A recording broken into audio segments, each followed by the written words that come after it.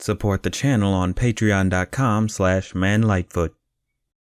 We've had pretty different and unique types of series from Disney, haven't we? We got a lot of varying animated shows that never really feel one and the same from each other. From ducks having globetrotting adventures, to teenage girls saving the world with a hairdryer, to twin detectives investigating the supernatural, to two shows with girls getting trapped in a strange world, to whatever the hell Two More Eggs was supposed to be. We get a variety of shows with their own design philosophies as well as storytelling philosophies, but one more recent series that came out definitely adds a different kind of seasoning that I think Disney needed. That series being the Ghost and Molly Mcgee. Yeah, you might be thinking it's more in that ballpark of stuff like Big City Greens with its somewhat down-to-earth tone, barring the whole ghost angle. But this show tackles something that Disney only slightly touches upon, and that being the struggle of the working class. You know, having to bust your hump just to keep above the red after corporate toxicity wrecked every aspect of your life, taking away any sense of hope that you previously had in your youth, even though you're only in your early 20s or even teens, and then you got a baby on the way and the job market's crashing and gas is becoming a luxury, and now you're living back in your parents' house because we let ourselves be ruled by the rich to the point that there's no sign of better days. You know, the struggle. It has an understanding of this that many, I think, caught on to pretty easy, but some might not know. I mean, sure, from first glance you might think it's just a simple series with another plucky main protagonist and her cynical ghost friend, but when you look past that, it may be one of the most relatable series Disney has made that really connects to our modern times. So I say let's take a look at what makes Molly Mcgee understand the struggle of the working class. Not like you have a choice in the matter.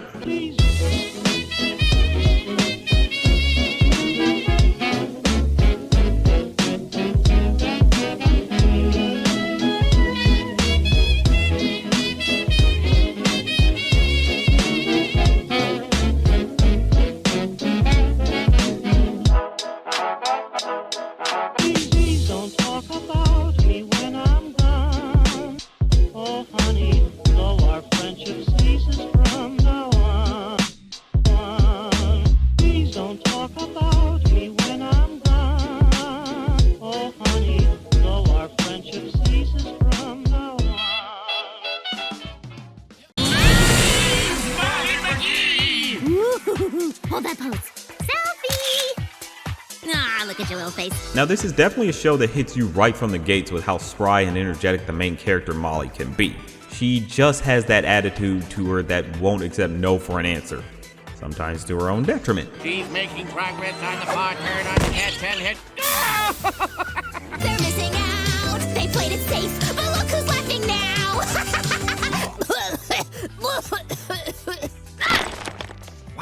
You might see her as just a copy of the Mabel type that Disney tends to be known for nowadays, but she kinda is that case for being pushed as far as that type of character can go. Really, seeing someone being so positive, you wonder why they are like that. Let's face it, sometimes you get an overly positive character and you might be thinking, why are you so damn positive? Just frown for once. But you kinda get why Molly is like that since she comes from a family that has to stay above the red. We'll circle back to this point though. She's decided that she's always going to keep a positive energy because she wants everyone to have a good day, which actually becomes a bit infectious as you watch the series. You see her constantly wanting to help people or improve their lives in a way that she calls enhappifying. It's not a word! Look, it may not be a word, but the way it's used pretty much gets you to want to use it.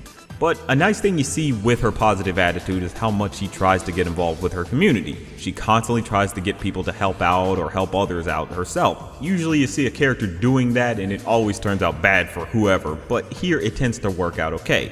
Can't tell you how refreshing it is to see that change up, because man do I get tired of seeing someone try to help and just make the situation worse. For Molly, it's done in a way that things get crazy but turn out for the better, and sometimes things only go crazy because of something out of her control.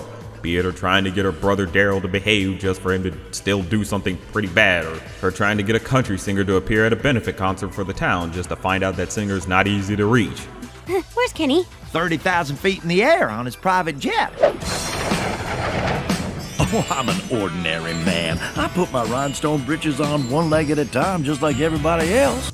Boy, if you don't get... This is why country music is considered the worst genre, folks. But don't get it twisted. Molly isn't too positive to the point of being insufferable. She gets fed up with people just like anyone can. It's what makes her relatable. Understanding doing the right thing, but recognizing when things are bad and you gotta vent. Hell, she even goes as far as to let Scratch cause some type of harm to people when they deserve it. I'm paralyzed, so don't you go!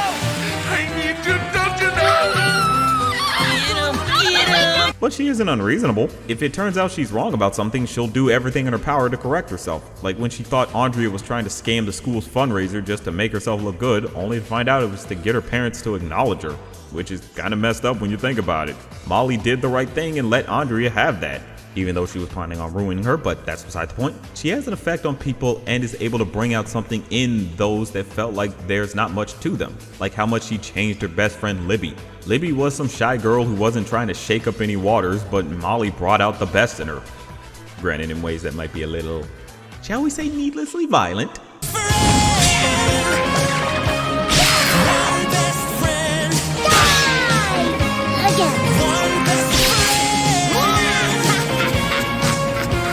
Maybe you just enjoy a day out with your friends like a normal person. We can also see how she thinks about what the future may hold and wanting to hold on to her friendships. It's not about the comet, Scratch. It's about the three of us making a forever memory. Libby was right. People grow up, move away. Who knows where we'll be in 50 years? I thought if I can make tonight a perfect memory, when the comet comes around again, we could look up and remember each other. It lets you know she has significant fears that I think many of us also had growing up, and kinda have right now, but especially those that might have to move around like her and her family did. So you get why she put so much into bringing the best out of whatever situation she's in. Molly manages to be helpful to people in her own town, and there tends to be a good payoff to this that we'll get into later. But for now, we should look into what this show does to really grasp that struggle with how Scratch sorta goes through a fairly relatable struggle himself. It would be a shame if you had to join Sven in the flow of failed phantoms forever.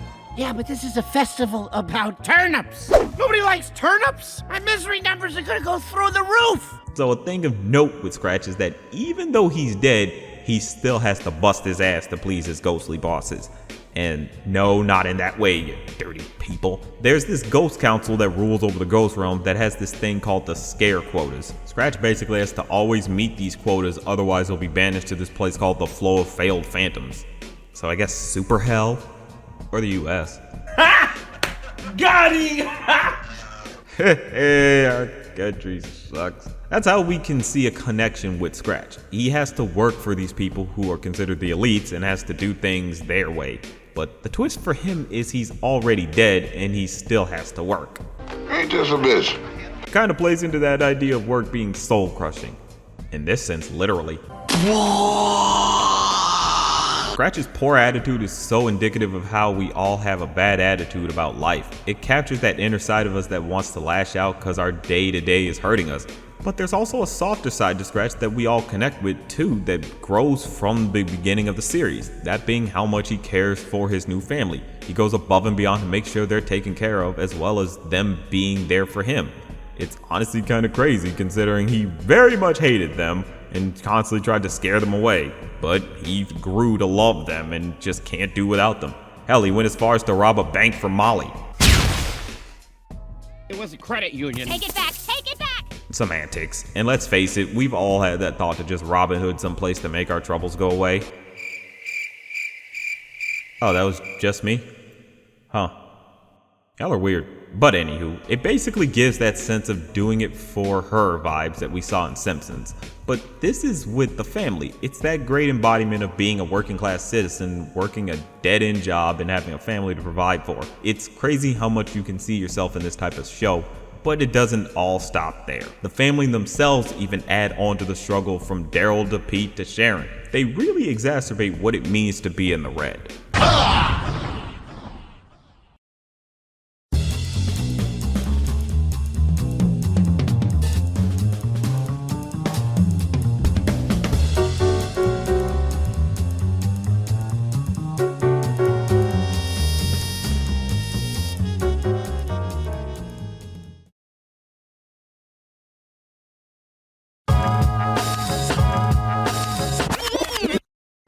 Spitballing here. Are we sure we even need a van? We can all just stay at home, going absolutely nowhere with our lives. Forever! Doesn't that sound fun, kids? Help! Now, a common thing working class people have is some sort of emotional support, and that can usually be friends and family. In this series, a major case of this is the McGee family. They do kind of fit that typical nuclear family, with a few noticeable differences. They have all the standard family members like a dad, a son, a daughter, and a hot mom. I mean a hot mom. I mean a hot mom. I mean a hot mom. I mean a mom who's pretty hot. X Factor mode engaged. Objectifying! Okay, I'll chill. But I digress. Even though they're a very supportive family, they constantly stay in the red and have to do so much to get by. We see Sharon at some point take in jobs in the gig economy in order to get repairs done on the car. They even mention all the financial problems they have that many families suffer through in this day and age. With all the moving costs, utility bills, credit card debt, now we have another mouth to feed. Even though both parents work, they're never out of the red and are just one appliance breaking or even an injury away from being kicked out of their house. It showcases how nowadays people gotta do even more just to keep their house afloat, even going so far as to give up your dreams for the sake of your family. We see tensions brew between Sharon and her mother Nin when she comes to visit. At first, we're led to believe it's because Nin is just old-fashioned and wanted to see her daughter get married traditionally, but it turns out she didn't like that. Sharon gave up on her art. It's a great subversion than what you would expect and a great message about supporting your family's dreams. But you also see why Sharon would give it up, since art is a pretty tough means to make ends meet. Stockpile that on with random disasters that hit them, also having kids that can get into trouble themselves. You got Daryl, who's basically a little hellraiser who almost puts Bart Simpson to shame. You sent our teachers to prison? By your face, I can tell that you're proud? Honestly, it's pretty impressive when you think about it, but you can see how all these crazy antics can start to weigh on the family, especially when you have both parents having to work to maintain the household. Things come to a head when Pete gets injured and the family does everything they can to pay for the medical bill. Even after insurance, it's still steep, which very much is a case of price gouging. It was just a broken arm and now they're about to be out of the house and home. The American health system, folks. Seriously, people, if you get a medical bill like this, challenge that shit. Nobody should be charging you for an ultrasound on a broken arm. There ain't even a such thing as a Q-ray or a Z-ray. But back on topic, they do whatever to bring in extra cash to pay the bill, but sadly doing so, they end up negating the mortgage, which causes them to get kicked out. They end up having to live in their car and at one point decide to move back in with Sharon's mom. Now you have Pete, who throughout the show was trying to keep things positive. He puts on a facade to keep his family's spirits high, which a good dad should try to do, but soon you gotta face the music. Things are pretty bad and it's important to be real about it. But you do commend Pete for trying to make sure his kids aren't feeling depressed about this situation, because it's a pretty depressing situation. You truly get that feeling that things have gotten really bad and there's no salvaging this with just happy vibes. But something happens that completely changes the game. You'll get your house in a minute, Candace. Oh.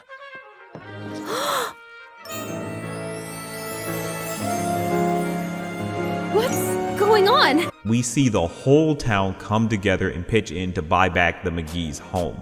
Everyone that Molly and their family interacted with throughout the season, all the friends they made along the way and people they helped actually came together to do a nice gesture for them. The McGees managed to bring the best out of everyone from this podunk town. They were pretty miserable before the family got there, and lo and behold, the McGees became a staple for all of them. The town all said, "We like you enough to pool our resources and buy your house back for you." We've seen so much of this family connect with so many different people and aspects of groups of this town, and it's just amazing to see them all come together and just do this great thing. Oh, this is beautiful. This ends up being a great case of community that I think is very indicative of the struggle. Recognizing that we are all in this grapple with life and we need to work with each other in order to get by. Let's face it, life ain't getting easier, especially with the way things are right now for just our basic rights. But we're not gonna make it through with just trying to work individually. It took constant efforts of different groups to come together and get something done, and I think that's what this show embodies. Showing a sense of care in each other in order to accomplish something that everyone can agree is good. Molly and her friends' constant efforts brought so many together, all by just investing time into each other. It's something indicative of what happens in real life. We've seen a major spike in union efforts from across the board that managed to get something better for everyone in their jobs. This series showed a little bit of that type of process, how much we see the family help people or be involved with the community. That's what speaks to the heart of the struggle. Knowing that we all don't have to suffer alone and come together to achieve something great that benefits everyone. Being willing to help each other out and not just think, I got my own problems. Sometimes it just takes a helping hand and some support from your community. I think that's how this show can resonate with people. There's this variety of characters that can embody certain parts of us. No one feels too much like an extreme. Exaggerated? Sure, but you can still see yourself or someone you know in these characters. It's a show that I see having a strong impact on those who watch it. You grow to enjoy not just the family, not just the supernatural elements, not just the comedy, but everyone in the whole town. And you definitely want to see just how far they can all go. But I'm curious what any of you think about the Ghost and Molly Mcgee. Do you think it understands the struggle? Let me know in the comments, and always remember, it's just a thought.